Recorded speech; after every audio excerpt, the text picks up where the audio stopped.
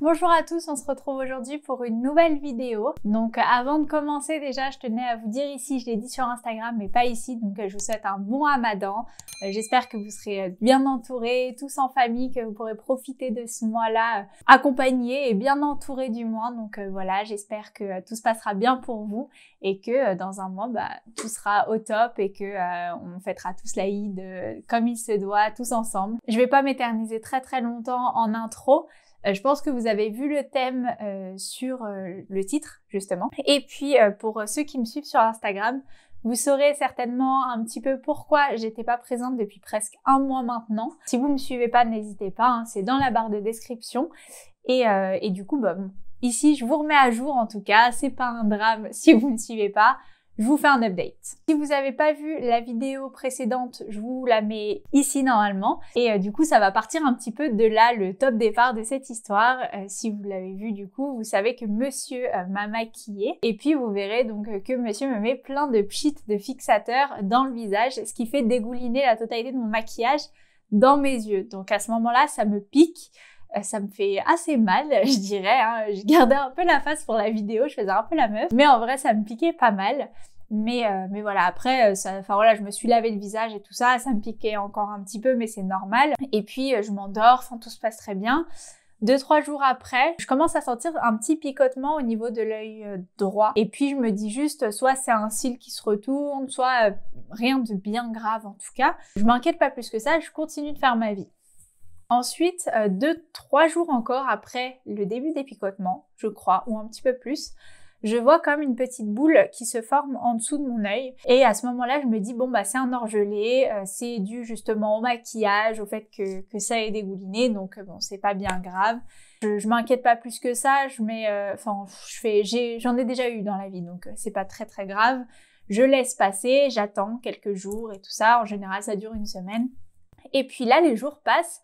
Et en fait, au lieu de se fixer, et c'est pas très glamour ce que je vais dire, mais en général, vous voyez comme un petit bouton au niveau de la muqueuse inférieure, sauf que là, je voyais rien et je voyais que le gonflement se transformait de plus en plus en boule et que ça gonflait au fur et à mesure des jours. Donc, ça peut arriver de gonfler, mais là, c'est vrai que ça gonflait quand même pas mal. Du coup, je commence à me dire, j'ai un méchant orgelé, comme j'ai jamais eu, mais bon, ça peut arriver, voilà. Je suis pas du genre à m'inquiéter pour rien, donc...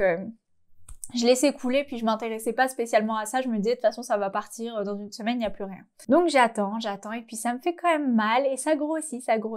Et puis ça devient rouge, et en fait, ça commence à me faire mal. Donc j'essaie de toucher un petit peu, ça me fait mal sur le moment. Et je commence à mettre des gants d'eau chaude. Donc ma mère me dit, fais des compresses d'eau chaude, essaie de faire passer un peu la chose. Donc j'essaye, mais ça me fait mal. Et puis je commence un peu à avoir mal à la tête. Enfin voilà, ça allait pas top, et c'était vraiment pas comme ce que je pouvais connaître en fait. Et toujours pas le fameux petit bouton blanc en fait. En soi, le petit bouton, c'est pas top de le voir, mais en soi, tu te dis, ça va finir par sortir. Alors que là, le fait de rien voir, je me dis, mais en fait, tout est interne. Donc, à quel moment c'est censé dégonfler et comment ça va dégonfler? Donc, je commençais à être un petit peu embêtée, mais bon, je laisse passer de toute façon, voilà. Et puis, les jours passent et en fait, ça devenait assez gros au point où, quand j'ouvrais les yeux, c'est un peu horrible, enfin, c'est un peu dégueu à dire, mais bon, ma paupière inférieure, en fait, se décollait tellement que, en fait, c'était gonflé à l'extérieur, mais tout autant à l'intérieur au final. Et du coup, juste j'ouvrais les yeux et ma paupière se décollait. Et puis, elle restait un petit peu décollée de l'œil, en fait, parce que c'était gonflé de l'intérieur. Et à ce moment-là, je me dis, il faut que je fasse quelque chose quand même, quoi, parce que ça commence à me faire mal, mal à la tête. Ça peut être des petits signes, enfin, ça reste une infection quand même, mine de rien. Donc, à l'œil, en plus, je me dis, si c'est l'œil, c'est pas ce qu'il y a de mieux, donc il faut quand même que je me méfie un petit peu. Et donc de là, j'ai pris rendez-vous avec un médecin, pas spécialement parce que j'étais inquiète, mais plus parce que ma belle-sœur qui est pharmacienne m'a dit qu'il fallait mettre une crème antibiotique, je crois, et qu'elle était disponible que sur ordonnance. Du coup, je me suis dit, je vais faire un rendez-vous médical en visio, et puis comme ça, il va me prescrire ça. Je sais que c'est un orgelet. À ce moment-là, je me croyais médecin. Je sais que c'est un orgelet, donc voilà, il va juste me prescrire sa crème et puis ça va dégonfler et basta. Parce que, mine de rien, ça durait plus d'une semaine. Hein. ouais, plus d'une semaine, je dirais même 10 jours, que c'était comme ça et que ça désenflait pas, au contraire. Et ça devenait de plus en plus rouge. Et j'étais très fatiguée le soir. Mes yeux me piquaient en fait, tout le temps. Et surtout le soir, et je m'endormais très très vite parce que vous savez, quand vous avez un souci à l'œil, vous voyez pas très bien parce que ça empiétait un peu sur mon champ de vision. Du coup, ça fatigue et ça vous donne juste envie de dormir. Et du coup, je me suis dit quand même, j'ai hâte que ça parte. Et puis, je pouvais pas vous tourner de vidéo parce que je suis pas du genre à être gnangnan, à me dire il faut que je sois parfaite. Comme là, par exemple, je filme sans maquillage. Mais avec un œil vraiment gonflé, c'était vraiment pas beau à voir, quoi. Donc, j'avais pas forcément envie. Et puis, en plus, la ring light, ça allait me tuer les yeux. Donc, c'est pas possible. Du coup, je prends rendez-vous chez le médecin qui me dit que au final c'est un chalazion et pas un orgelé. Bon voilà, je vous passe un peu les détails, de mettre de l'eau chaude, etc. Et donc cette fameuse crème. Donc j'ai mis la crème et en fait c'était horrible parce que je voyais totalement flou d'un œil, donc je pouvais pas conduire. Pour lire, heureusement j'étais en congé à ce moment-là, mais les écrans j'évitais totalement parce que ça me donnait envie de vomir, je voyais totalement flou. La télé le soir je dormais tôt parce que j'essayais de suivre avec monsieur des films, sauf qu'en fait j'étais couchée de ce côté-là et c'est cet œil-là qui avait quelque chose. Donc quand t'es couché, en fait, tu vois rien. Donc je voyais totalement flou.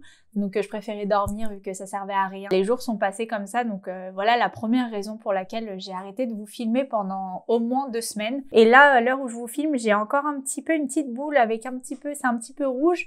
Mais voilà, rien de bien grave. Là, vous voyez, on dirait qu'il y a rien. Donc ça va largement mieux. La deuxième raison, après, suite à ça, donc ça s'est un petit peu éternisé, ça durait plus de 2 semaines cette histoire. Et puis après de là, en fait, j'ai tellement l'habitude de vous tourner des vidéos que j'ai perdu le rythme au final. Et je préfère être honnête avec vous et pas dire juste « Oh, j'avais un petit truc à l'œil et puis c'est tout ». Non, en vrai, j'ai perdu un peu cette motivation à ce moment-là parce que j'ai perdu le rythme, j'ai pris l'habitude de ne plus tourner. Et puis, malgré le fait que j'avais déjà des idées, hein, j'ai des idées notées et tout ça sur un cahier, mais je sais pas, j'ai perdu le rythme, j'avais plus l'envie de le faire et avec mon mari, on s'est toujours dit je ne tourne pas si j'ai pas envie de le faire parce que je veux faire les vidéos avec le cœur et je veux vraiment avoir envie de les faire et pas sous contrainte en fait. C'est important pour moi de pas vous mentir, de pas forcément vous dire « Oh, je suis trop contente d'être là » alors que non, en fait, je traînais des pieds pour venir et allumer la caméra. Du coup, c'était important pour moi aussi de vous le dire que j'avais plus forcément cette motivation, plus cette envie de prendre la caméra, de mettre les lumières, etc.